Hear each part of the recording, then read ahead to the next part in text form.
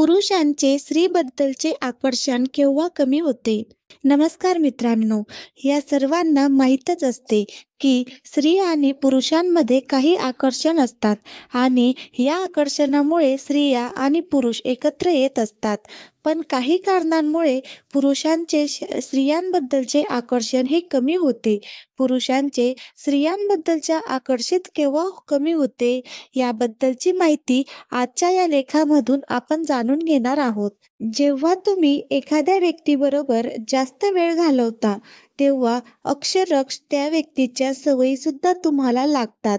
जेव्हा आपण कामामध्ये व्यस्त असतो, तेव्हा आपण आनंदी असतो. कारण जेव्हा आपण व्यस्त असतो, मनाला आपल्या आयुष्यातील निगेटिव्ह गोष्टी विचार करायला वेळच मिळत नाही. जेव्हा तुमच्या लक्षात येईल की आपले विचार किती शक्तिशाली असतात, तेव्हा तुम्ही निगेटिव्ह विचार करणारच नाही. जर तुम्ही तुमचे आयुष्य एखाद्याबरोबर घालवायचे ठरवले, तर काही गोष्टी लक्षात घ्याव्या लागतील. या नात्यामध्ये कधी वाद असतील, कधी वाईट दिवस असतील, कधी चांगले दिवस असतील, कधी माफ करावे लागेल, कधी माफी मागावी लागेल. हे आयुष्यभराचे नाते आहे. WhatsApp status, Facebook post, Instagram रीलपेक्षा खूप मोठं आहे. स्पर्श तुम्हाला निरोगी राहण्यासाठी मदत करतो. एक अभ्यास सांगतो की मालिश करून घेणे, आलिंगन आणि चालताना एकमेकांचा हात धरणे तणाव कमी करण्यास मदत करते. रोगप्रतिकारशक्ती वाढवते. एखाद्याबद्दल जर मनात तीन दिवसापेक्षा जास्त राग असेल, तर शक्यता आहे तुमचे त्याच्यावर कधी प्रेम नव्हतेच. काही लोकांना प्रेमात पडायला फक्त 4 मिनिटे लागतात आणि ही गोष्ट मानसशास्त्रीयदृष्ट्या सिद्ध झाली आहे.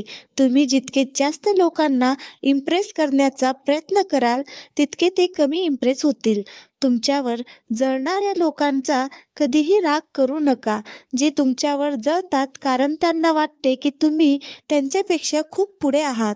लोकांचे हस्ताक्षर त्यांच्या मानसिकतेबद्दल बरंच काही सांगून जाते. आठवड्यामध्ये कमीत कमी एक आळशी दिवस ठेवल्याने तणाव, उच्च रक्तदाब, स्ट्रोकचा धोका कमी होण्यास मदत होते. तुम्हाला माहीत आहे का, स्त्रीला जेव्हा तुम्ही स्वतःबद्दल स्पष्टीकरण देता, ती स्त्री तुमच्याकडे टक लावून बघते. तिला आश्चर्य वाटते की तुम्ही का एवढे खोटं बोलत आहात. जी लोक स्वतःबद्दल बोलत असतात, असे पाहण्यात आले आहे, ते नैसर्गिकरित्या हुशार असतात. ज्या लोकांना तुमची किंमत नाही, अशा लोकांसमोर तुमच्या भावना कधीही व्यक्त करू नका. कारण काही अशी लोक तुमच्या भावनांचा चारचौघात चेष्टेचा विषय बनवतील. जिभेला हाड नसते, पण लोकांची मानसिकता तोडू शकते, एवढी ती शक्तिशाली असते. त्यामुळे शब्द जपून वापरा.